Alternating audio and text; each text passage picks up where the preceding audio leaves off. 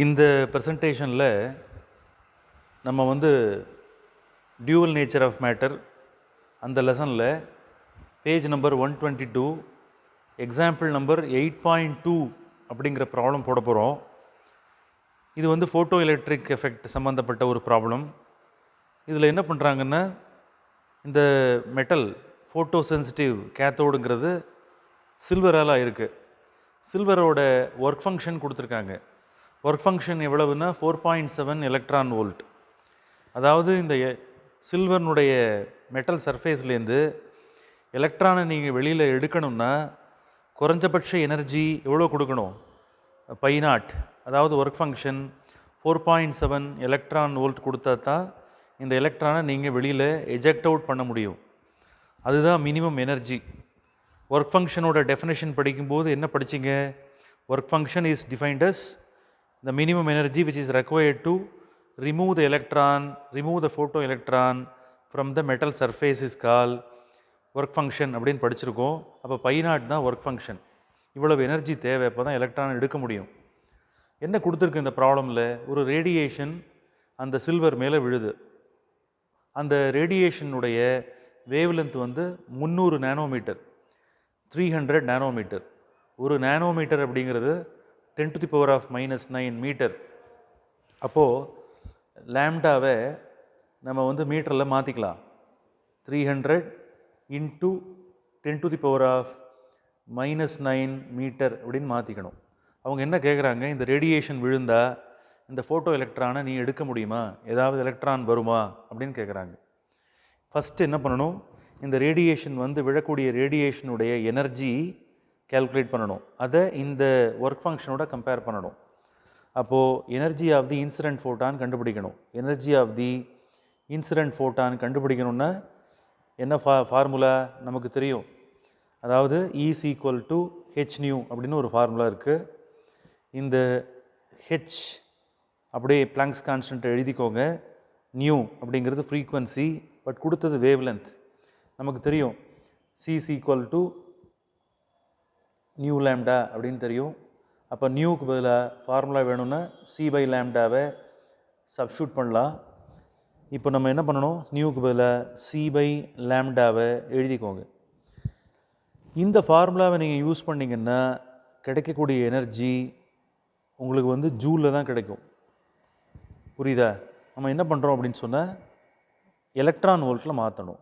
அப்போ எலக்ட்ரான் வோல்ட்டில் மாற்றணுன்னா என்ன செய்யணும்? இங்கே எலக்ட்ரானோட சார்ஜ் ஈயால் டிவைட் பண்ணணும். அப்போ ஃபார்முலாவை லேசாக மாற்றணும்.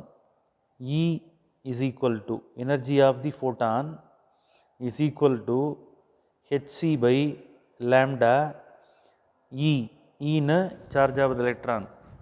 அதால் நீங்கள் டிவைட் பண்ணும்போது எனர்ஜி வேல்யூ உங்களுக்கு எதில் கிடைக்கும்? எலக்ட்ரான் வோல்ட்டில் கிடைக்கும். ஒன்று ஞாபகம் வச்சுக்கோங்க, 1 எலக்ட்ரான் வோல்ட் அப்படிங்கிறது 1.609 × 10⁻⁻⁹ ஜூல் அப்படின்னு அர்த்தம். அதாவது எலக்ட்ரான் வோல்ட்டை ஜூலாக மாற்றுறதுக்கான ஃபார்முலா. இப்போ நீங்கள் ஜூலை எலக்ட்ரான் வோல்ட்டாக மாற்றணுன்னா இந்த ஃபேக்டரால் டிவைட் பண்ணணும். அப்படியே கொண்டு வாங்க. 1 joule is equal to 1 electron volt divided by 1.609 × 10⁻⁻⁹. அப்போ இந்த இதுதான் E value. 1 electron volt divided by இதை போட்டிங்கன்னா ஜூல் எலக்ட்ரான் வோல்ட்டாக மாறும். புரிஞ்சுதா? அப்போ இப்படி எனர்ஜி கன்வர்ஷன் பண்ண தெரியணும். அப்போ ஈயால் டிவைட் பண்ணால் ஜூல் எலக்ட்ரான் வோல்ட்டாக மாறும். இப்போ நம்ம சப்ஸ்டியூட் பண்ணலாம் எல்லா வேல்யூஸையும். சப்ஸ்டியூட் பண்ணால் நமக்கு என்ன கிடைக்குதுன்னு பார்க்கலாம். ஹெச்சோட வேல்யூ சப்ஸ்டியூட் பண்ணுங்கள்.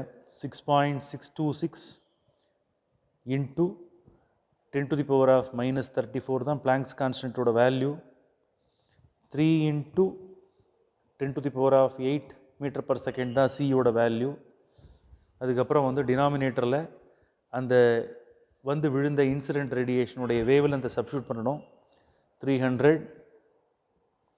× 10⁻⁻⁹ நானோமீட்டர் மீட்டராக மாற்றியாச்சு. இ வேல்யூ 1.6 × 10⁻⁻⁹ போடணும்.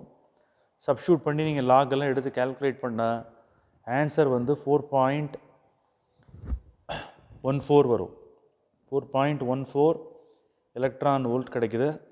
இதுதான் வந்து இன்சிடெண்ட்டான ஃபோட்டானுடைய எனர்ஜி. இப்போ இந்த வேல்யூவை இந்த ஒர்க் ஃபங்க்ஷனோட கம்பேர் பண்ணணும். இதுதான் விழுந்த ஃபோட்டானுடைய எனர்ஜி. இந்த மெட்டல்லேருந்து நீங்கள் எலக்ட்ரானை வெளியில் எடுக்கணும்னா 4.7 எலக்ட்ரான் வோல்ட் குறைஞ்சபட்சம் கொடுக்கணும். அப்போ இது ரெண்டையும் நீங்கள் கம்பேர் பண்ணும்போது இது ஜாஸ்தியாக இருக்குது, இது கம்மியாக இருக்குது. அப்போ அதுலேருந்து உங்களுக்கு என்ன தெரியுது? ரெண்டையும் கம்பேர் பண்ணும்போது இது ஜாஸ்தியாகவும் இது கம்மியாகவும் இருக்குது. அப்போ டெஃபினட்டாக இதுலேருந்து எலக்ட்ரானை நீங்கள் ரிமூவ் பண்ண முடியாது. So no electron will eject out from the metal surface அப்படிங்கிறது புரியுது. அப்போ கம்பேர் பண்ணுங்கள். இப்போ என்ன செய்யணும்? π0 work function is greater than energy of the incident photon. அப்போது என்ன ஆகுது? இந்த எனர்ஜி பத்தாது. இந்த எனர்ஜி இந்த எலக்ட்ரானை வெளியில் ரிமூவ் பண்ணுறதுக்கு தேவையான எனர்ஜி இந்த ஃபோட்டான்கிட்ட இல்லை. அதனால் இந்த எலக்ட்ரானை ரிமூவ் பண்ண முடியாதுங்கிறத கன்க்ளூஷனை எழுதணும்.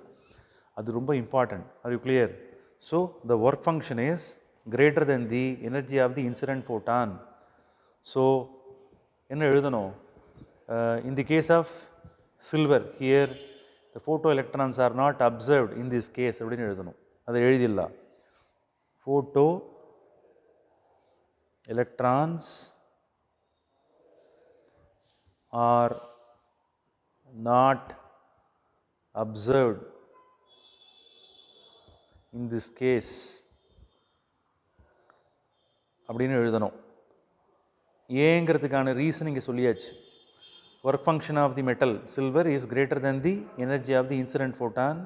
Therefore photo electrons they are not ejected out. So no photo electron is observed அப்படின்னு எழுதி முடிக்கணும். ஒரு நல்ல ப்ராப்ளம் பேஜ் நம்பர் 122 கொடுத்துருக்கு. 3 மார்க்லேயும் கேட்கலாம், 2 மார்க்லேயும் கேட்கலாம். ஃபார்முலா எனர்ஜி கன்வர்ஷன்லாம் தெரிஞ்சுட்டு போட்டிங்கன்னா மார்க் கிடைக்கும். Okay, thank you.